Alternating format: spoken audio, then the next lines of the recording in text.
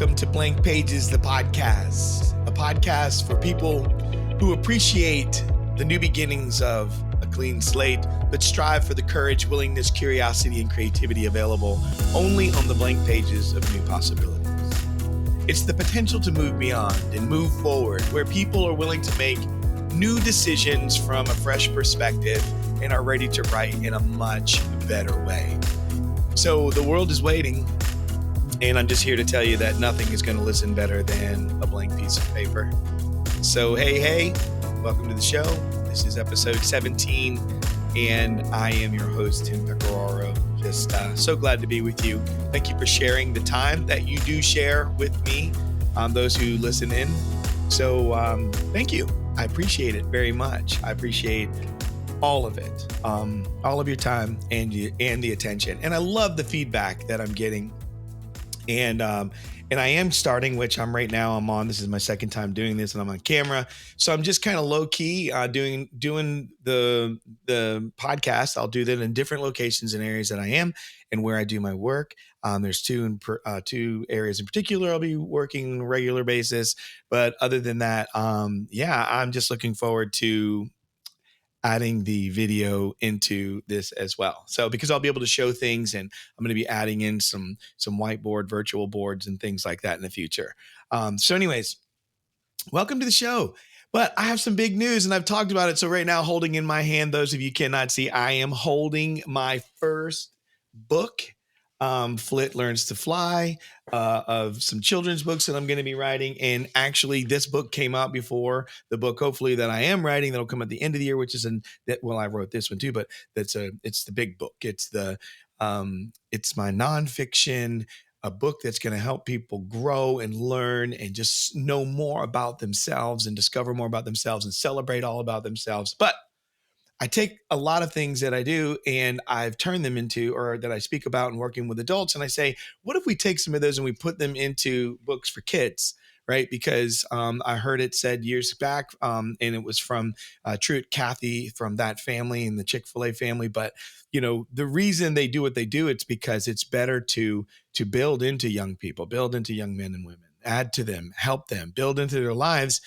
That's so much better than to have to mend a bunch of older people, right? And adults. And so we all have a need for mending at times, but sometimes the mending is unnecessary, right? It's stuff that we get ourselves into that we shouldn't be into. So, but here's the book.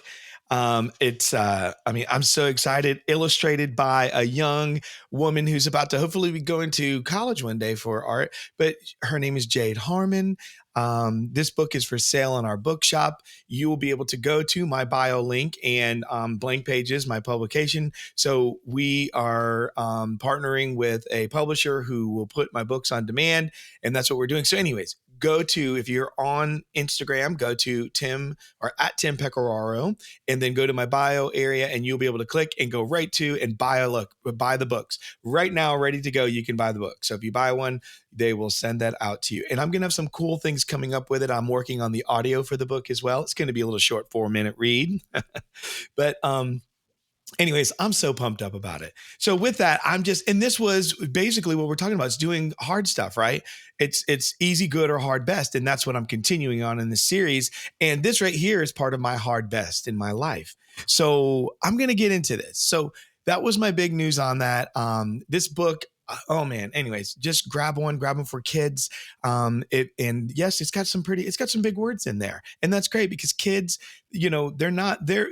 kids can use bigger vocabulary and they can learn more, and we can teach them to have words that have meaning and worth. And we can help them that we can connect young people to words that are a little bit bigger. It also helps to open up their eyes and their minds to more things. It gets them to think bigger. So simple is great to learn and get the understanding, but then from there, wisdom gets to show up on understanding and can really take one little word and create more of a universe with it by connecting it to other and words that are bigger than that one.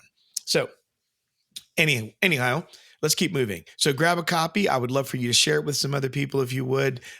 Here it is. Flit Learns to Fly. You can get it at my bookshop.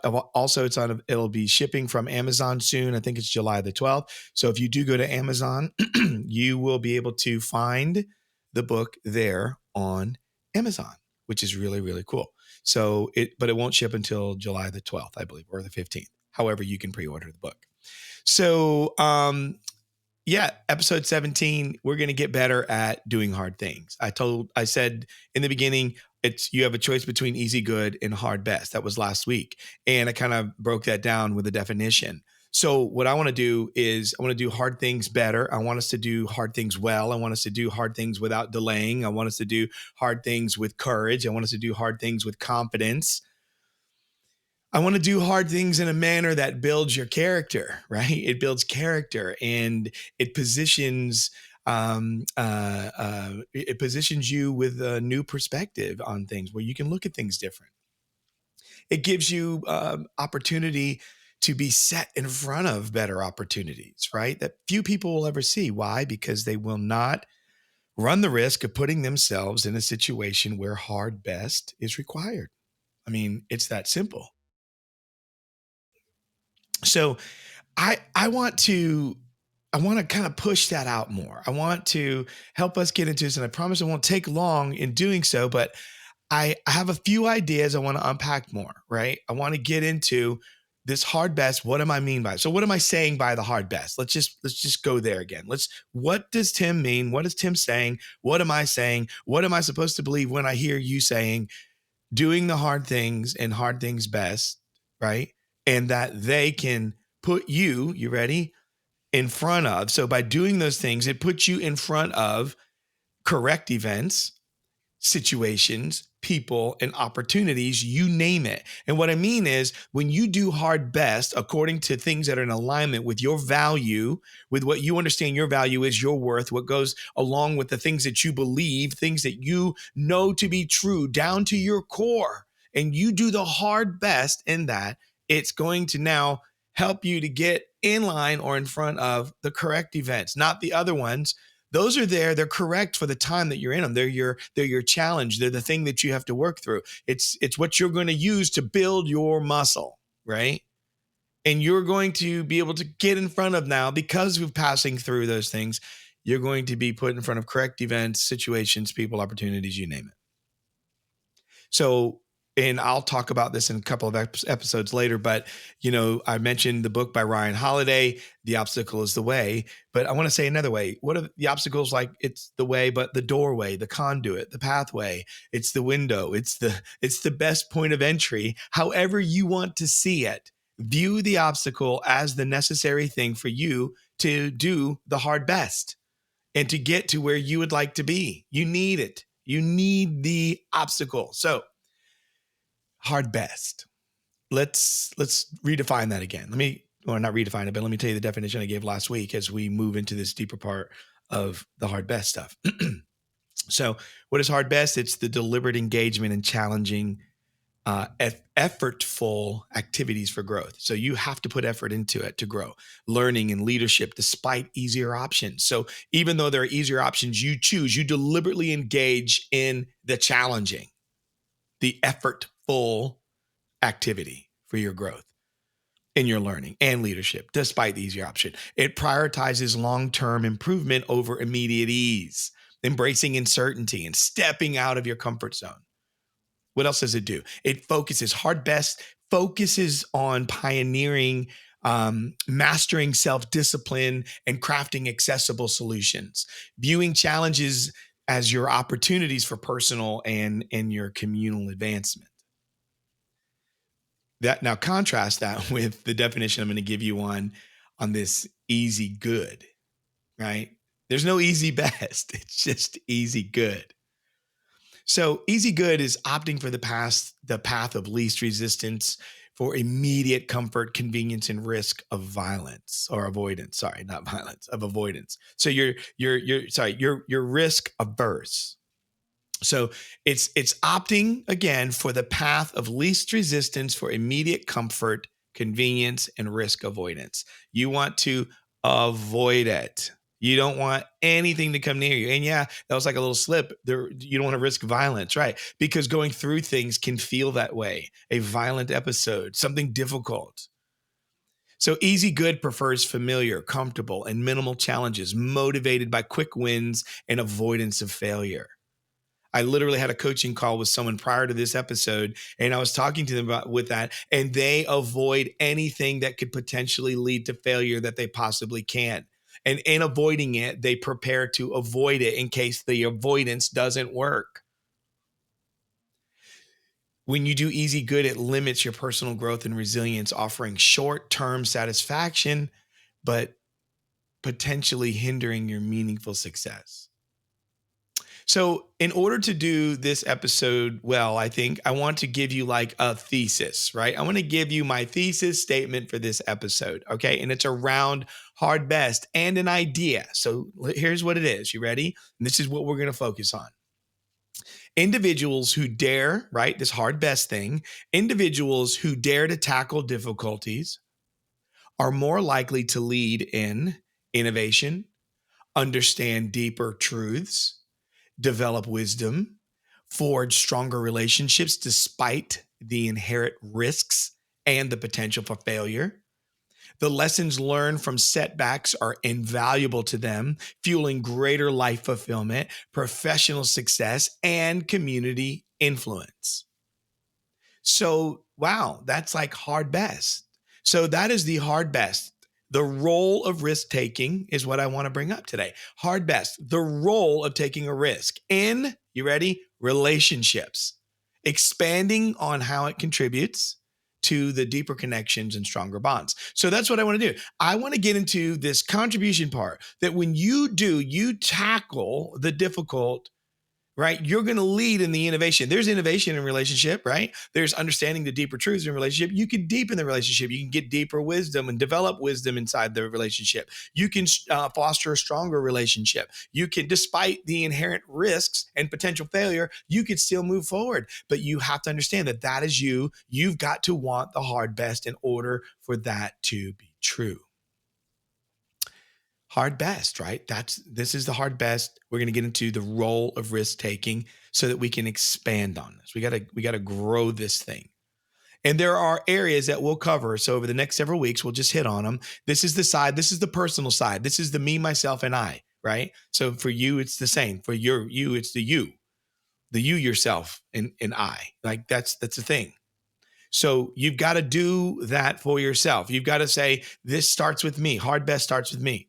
And then from there, it'll go into those relationships. It'll connect with them. And this is the you part of connecting to the relationships. That's what I'm doing today. It's going to have you and how you can now reach out for what your receptacle or your prongs to plug in, however you want to view the connection. If it's the baton and it's the embrace, if it's the how you intertwine, however you view your connection with people, this is how I want to help you get connected.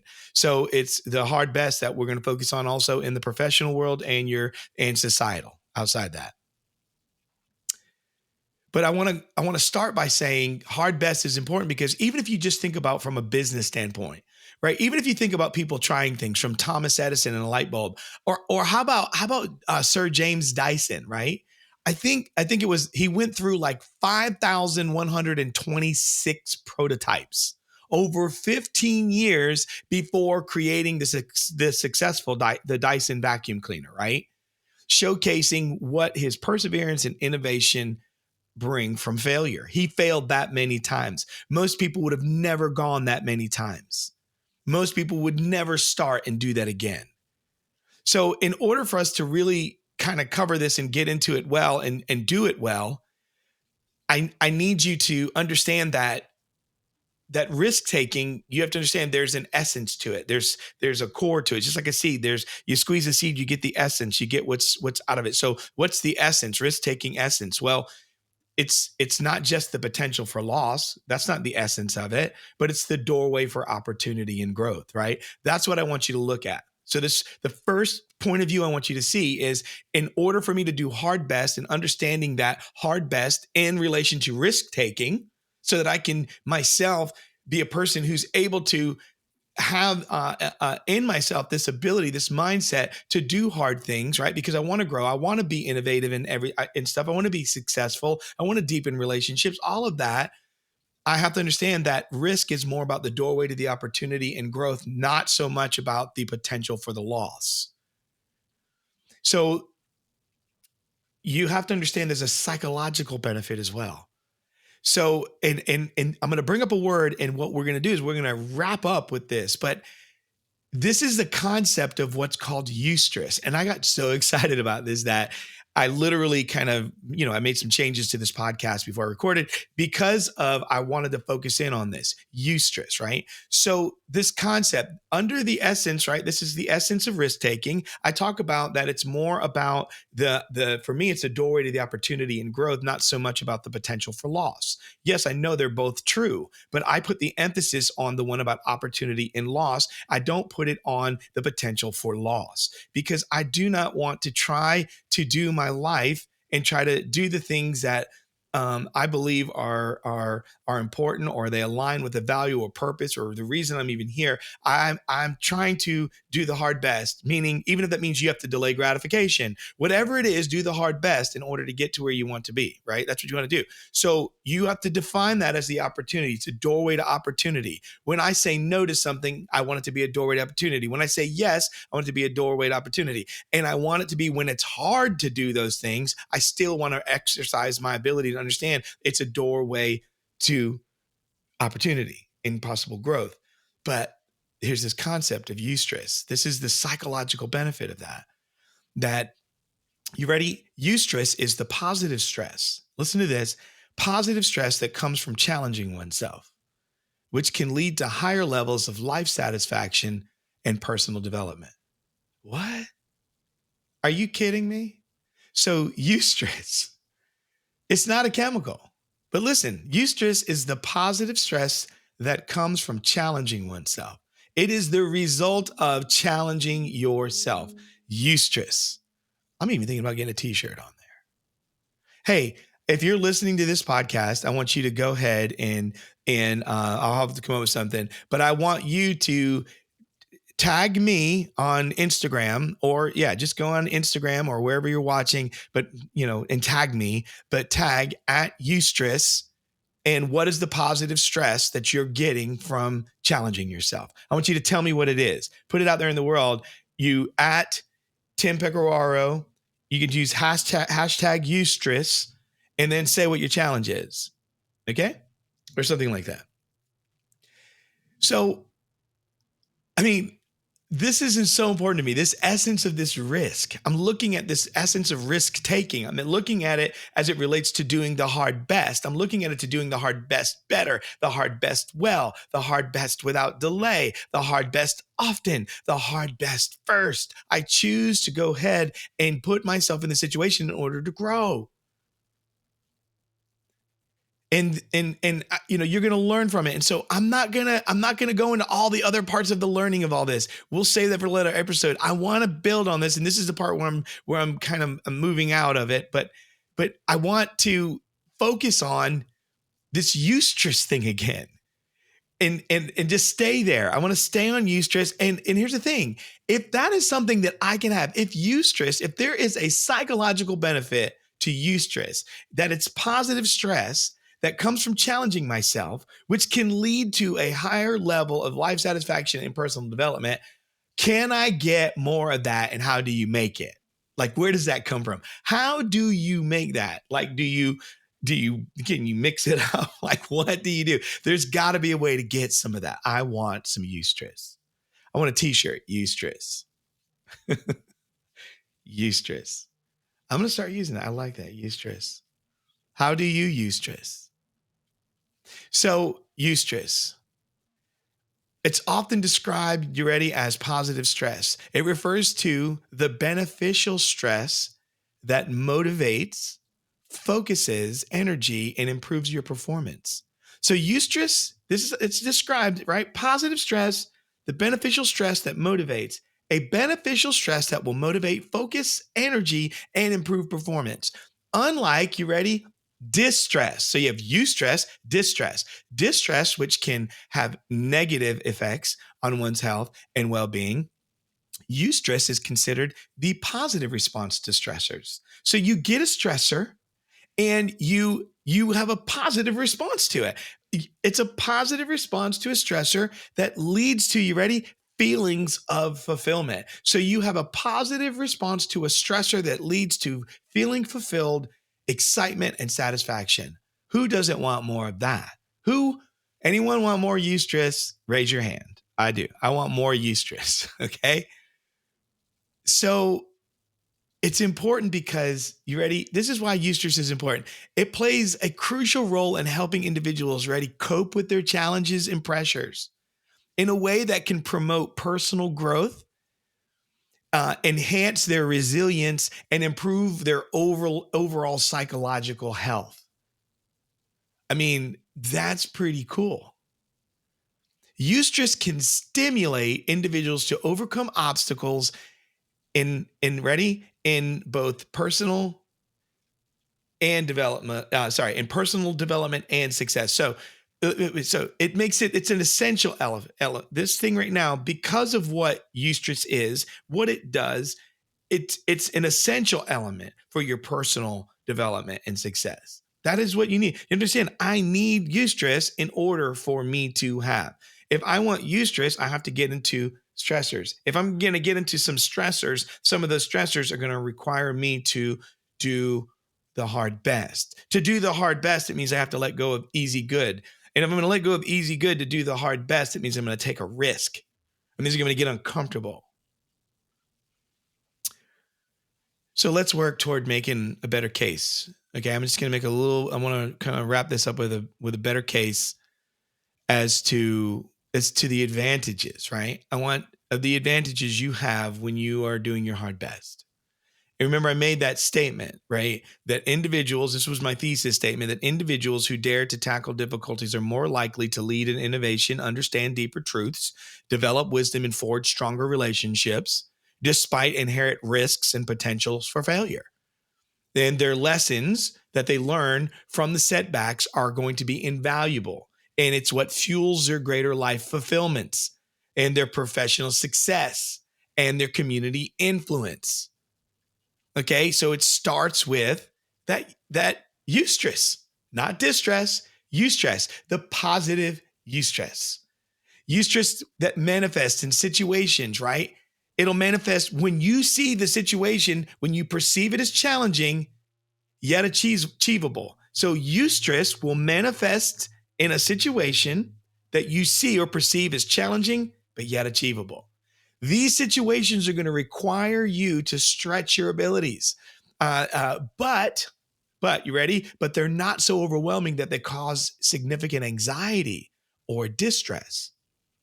So you're going to stress your ability, but it's within your capability. It's in there. It's not like saying, I need you to get in there and play one-on-one with Steph Curry. So you're not doing one-to-one with Steph Curry, one-on-one. You're not getting out there playing 21 with him. That's not how it is.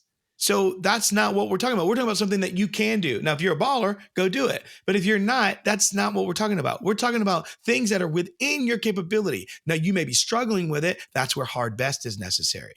So it's going to require you to know that you can do it. So the perception of the situation now has to become that you see it as what? An opportunity for your growth rather than a threat. That is key to experiencing your eustress. You have to see it as an opportunity, not a threat. So the positive stress can arise from these various scenarios. Think about it. It can happen even when you take on a new job. Yes, you can get eustress. It doesn't have to be distress. It can be eustress. You can from learning a new skill. You can get it from engaging, you ready, in competitive sports. I coach a team. We're playing a region team tonight, and my team has not won a region game in 4 years. And this is my first year taking over this team. And my goal is we have a region player team tonight, and I'm telling my team, you can win. It's doable. So here's the opportunity for them to get some eustress. Learning a new skill, engaging in competitive sports. How about facing tight deadlines for achievable goals? Now, don't put yourself on the edge of all the time the being stressed out. That's different. You're not inviting eustress. You're inviting distress when you deliberately procrastinate and put things off and say, I work better under pressure. Well, you tell that to your heart when you're older. You tell that to the people who get burned with your bad day because you think you're doing eustress, but instead it's distress and you're harming everyone around you. Let that talk to you. But let me simplify eustress, okay? Let's make it simple. Think of eustress, you ready? like the excitement you feel when you're riding a roller coaster. If you don't ride a roller coaster, think of something that's exciting that you do. And you're riding a roller coaster, and the roller coaster represents a challenge or a stressor. Riding is not something you have to do, but you choose to because you know it's safe and you can handle it. So the thrill and excitement you feel are like eustress. They're positive feelings because you see the experience as enjoyable and within your ability to actually handle, depending on the roller coaster. Now imagine in your body's response to this excitement. Your heart beats faster. You might feel a rush of energy. This is similar to the body's chemical response during eustress situations.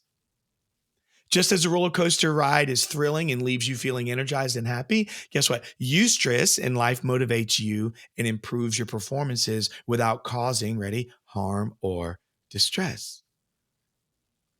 It's a type of stress that, ready, instead of wearing you down, actually builds you up. And it makes you ride, it makes the ride or makes you take that ride and your task or your challenge and embrace it something like you're more excited about, something that you're ready to tackle. So if you can grasp that, I'm going to give you a way to cultivate it. And I'm going to put these in the show notes. And here they are. There are 6 ways to cultivate that. If you want more eustress in your life, what I just talked about, here's how you do it. Number 1, you need a positive mindset. You got to view challenges and opportunities for growth and learning. That's what they are. These challenges, they're opportunities. It's for growth and learning. It's not a threat. It's not there to destroy you. It's a mind shift. It's crucial for transforming potential stressors into sources of your eustress. The second is achievable challenges. They're tasks and goals that should stretch your individual ability without being so difficult that they become unmanageable. That's how you cultivate eustress in your life. The third is control and autonomy. Having a sense of control, right, over your actions and decisions will foster your eustress. When you feel you can influence the outcome of a situation, right, you're more likely to experience positive stress. So, what's in your control? So, number 1, positive mindset. Number 2, achievable challenges. Number 3, control and autonomy. Number 4, supportive environment. Social support from friends, family, your colleagues. It enhances the experience of eustress by providing encouragement as a resource. 5 is physical and mental preparedness. Being in good physical and mental health can help individuals better handle their stressors, turning these potential distress into eustress. And then number 6, mindfulness and stress management, right? A way to manage your own stress, right? So you can, I pray. I believe in prayer. I believe in being still. I believe in quieting yourself and not just asking, but opening up and looking in what's in you. And when I pray, I pull it out and I look at it and say, this is what's in me, right? And I want to work on it. I want to change it. I want to help it. And what do I need to do? Right. But that's one way. So, but you can meditate, you can do deep breathing, you can have regular physical activity is going to be helpful, but it can help you maintain healthy stress level, right? It can help you manage that, but it can also encourage the perception of stressors as manageable and potentially beneficial as well. So you can teach yourself that this stress is manageable and by releasing this eustress. So number 1, positive mindset. Number 2, achievable challenges. Number 3, control and autonomy. Number 4, supportive environment. Number 5, physical and mental preparedness. And number 6 is mindfulness and stress management techniques. So this if you do this, I believe it's going to help you foster an environment in your home, your life, inside yourself, if it's at work, where eustress is not only it manifests, but it flourishes. You can make eustress like a major part of your life. And I hope that you'll do that. I hope that you will take the time to, I don't know, dig into what it is you want that positive stress for, to help you do the hard thing and to do the hard thing better, to do the hard thing well, to do the hard thing without delay, to do the hard thing often, to do the hard thing first. Get that eustress. Embrace that challenge. Step into it. It's manageable. You can do it. You can do it. I believe in you. I hope that you'll take that time, sit down, write it out. How do I build that eustress? Listen back to this episode, review the show notes. And of course, if there's any time that you have a question or anything, you can always send me a DM on Instagram. I'm also on LinkedIn if you want to find me, same name, Tim Pecoraro. And but I appreciate all of you. And also don't forget about Flit Learns to Fly, a great book for young people as well as adults. So thank you so much for your time today. Thank you for listening.